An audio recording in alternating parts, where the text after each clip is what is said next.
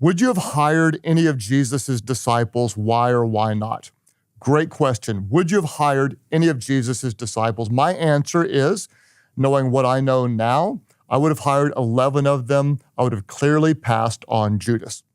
If you ever make a bad hire, and I sometimes have, I always like to tell myself, even Jesus had a Judas. I like this question, Tim, because I think we can actually learn a lot from those that Jesus chose and those that he didn't choose to be on his team. You don't have to be a Christian to learn from his selection process. And so I want to talk about it today, kind of from a creative viewpoint.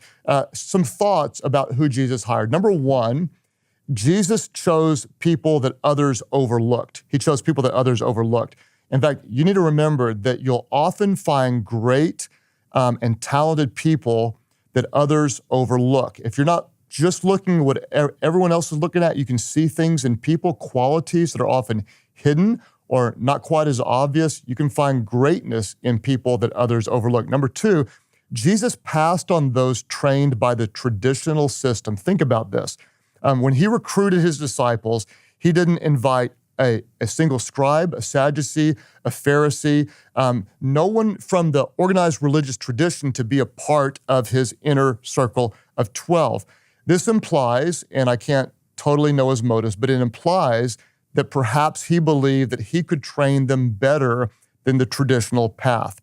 This is not always the case. In your organizations, sometimes you're going to need technically and traditionally trained people, but sometimes you might want to go a non-traditional path. For example, I'm a pastor who leads an organization with over 600 paid employees, currently in 29 different locations in 9 different states.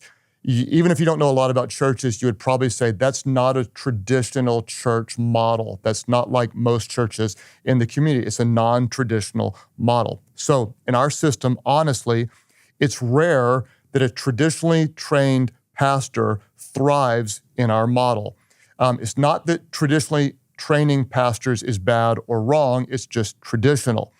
For example, I have a degree called a Master's of Divinity. That's a 3-year degree that specializes in training pastors.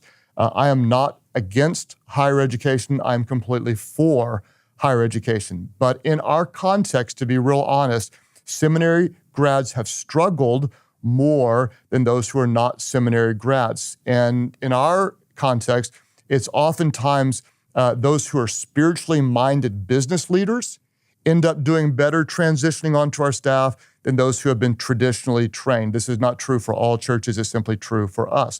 If you're leading something that's new, something's different, something creative, something innovative, you might be wise to look in non-traditional places to find talent.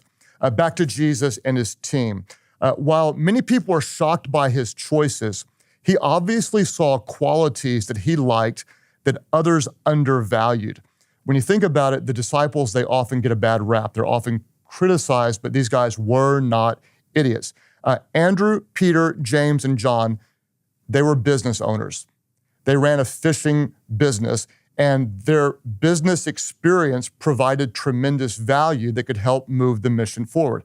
Matthew was a tax collector. That was not a popular job, but my goodness gracious, this guy got valuable experience working with people, dealing with brutal taskmasters above him, and then getting money out of people as a tax collector. It was valuable business experience. Simon was known as Simon the Zealot.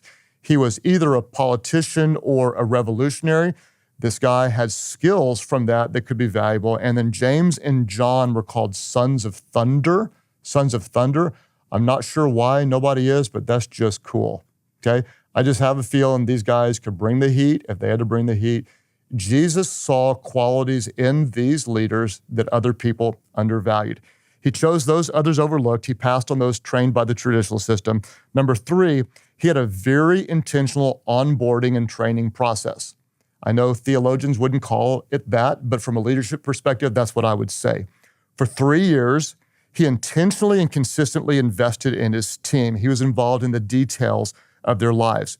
What did he do? He would teach them.